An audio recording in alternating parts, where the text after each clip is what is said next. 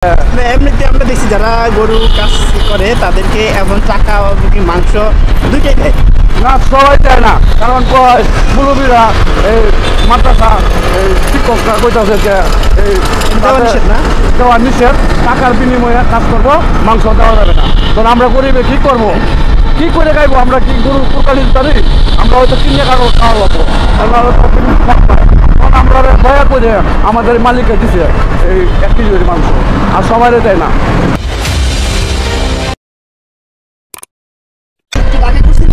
টাকা করছি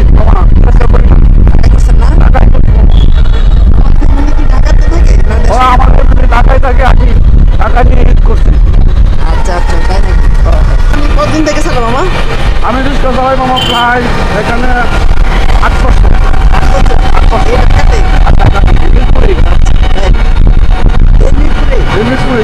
আপনার দেশে বাড়ি কোন জায়গায় মামা? আমার দেশে বাড়ি নেত্রকোনা, মদন থানা, ফতেপুর ইউনিয়ন। আপনার নাম? আমার নাম চুলহাট।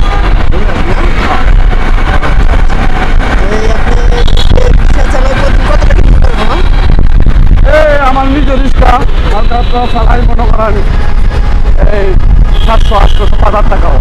সেটা আপনি নিজের না? ভালো, হ্যাঁ, চলা যায়। মোটামুটি চলা যায়, চলতাছি ফ্যামিলি নিয়ে। এই কোনো মতে কষ্টের দিন কাটাইতেছি। তো এই যে ঈদের দিন আপনি রিক্সা নিয়ে চালাইছিলেন, তো আপনি কত টাকা আপনি ভাড়া পাইছিলেন ঈদের দিনে?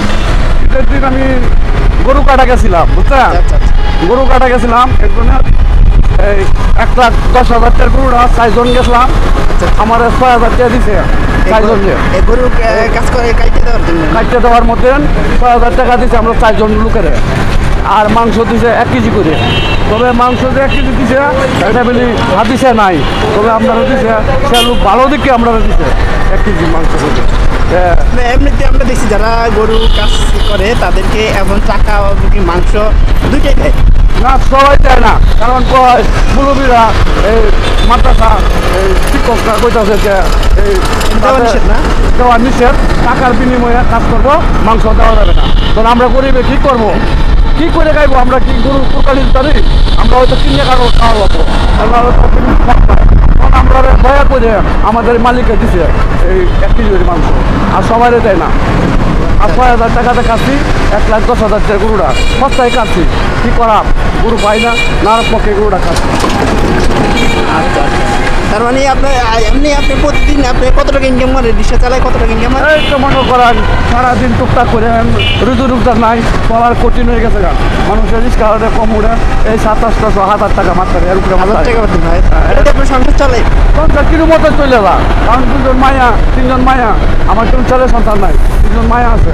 এই আচ্ছা, কিছু কিছু মানুষ দিয়ে এত বড় লোক, তাদের সংসারে এত অশান্তি, তো এই বিষয়টা আপনি কিভাবে দেখেন যে আপনি এত কম টাকা দিয়ে সুখী আছেন আর এত মানুষ এত টাকা পয়সা দিয়ে সুখী নাই? আল্লাহর রহমত, আমরা আল্লাহ লাগছে আমরা এই অল্প টাকা যে আমরা অল্প বাজার টাজার করে কিনো মতো দিন কাটা যাইতে পারি, এটি আমরা আল্লাহর কাছে শুকরিয়া আদায় করি।